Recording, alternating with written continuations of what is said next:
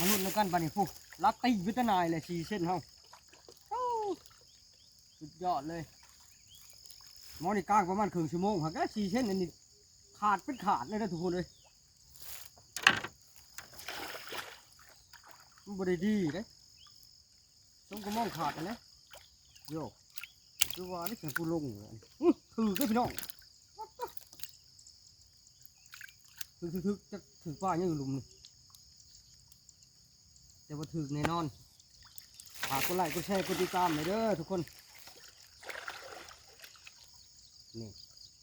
ป้านี่ป้ามอง4 เส้นตัวนี้ไม่ได้ใหญ่ก็4 เส้นเนาะปีกในตลาดคลองเตยฮะ30 บาทได้หันเฮ้ยกว่าแล้วเว้ย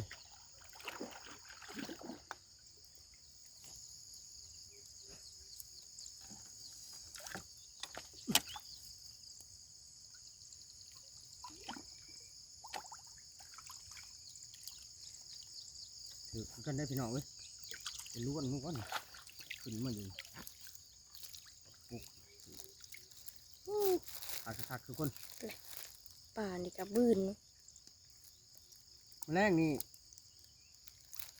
เขาลงมากลางว่าเลยคือสลับป้าโอ้เด็กๆก็ลงมาย่ามเอาคักเลยพี่น้อง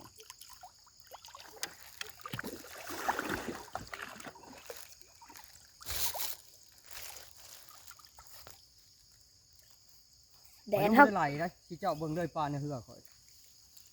อันนี้ปลาเค็งบาดนี่ แดดเท่าก็เริ่มออกปลาก้างไว้ด้วยพี่น้องเลยถือปลาเค็งกูจะดึงมองเลยปดเนี่ย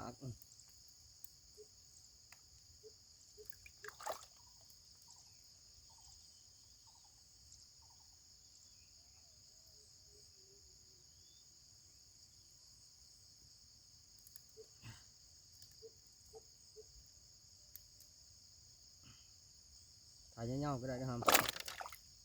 ถ่ายเงาๆก็ได้คุณ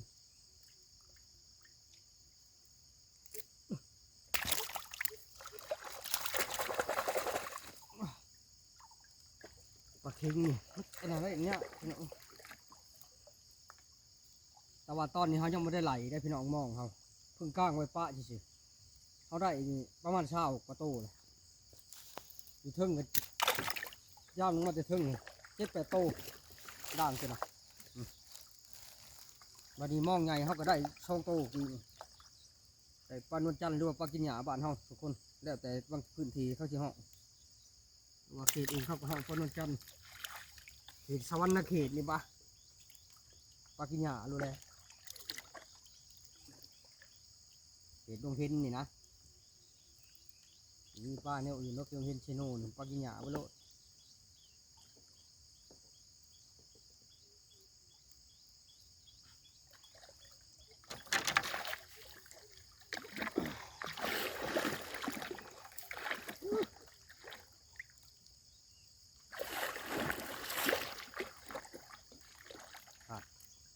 บอกพี่น้องครึ่งชั่วโมงได้กลางครึ่งชั่วโมงก็โอเคได้ใช่ไหมปลาเฮงมาได้อยู่ในยันควายมันมาผ่ามองขาดได้หอยจูบทุกคนรวยทุกคำชมเข่า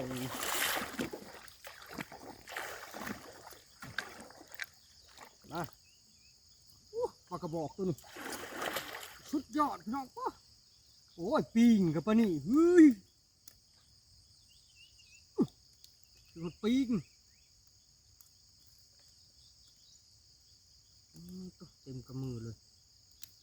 หมอนี่ปลากระบอกตัวนี้4 เส้นหาเลยพี่น้องเกือบ5 เส้นหมอนี่ปิงทั้งขี่เลยสมุนเฮาทางคลองเตยเบิ่งน้ำกดไลค์กดแชร์เลยเด้อนี่บ่เห็นบ่ป้านี่ปลากระบอกนี่ของแท้เลยได้นี่ปิ้งแบบอนาโลด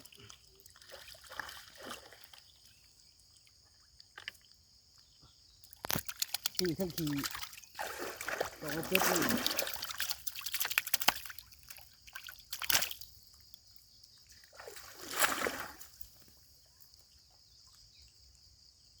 น้ำกำลังสิลง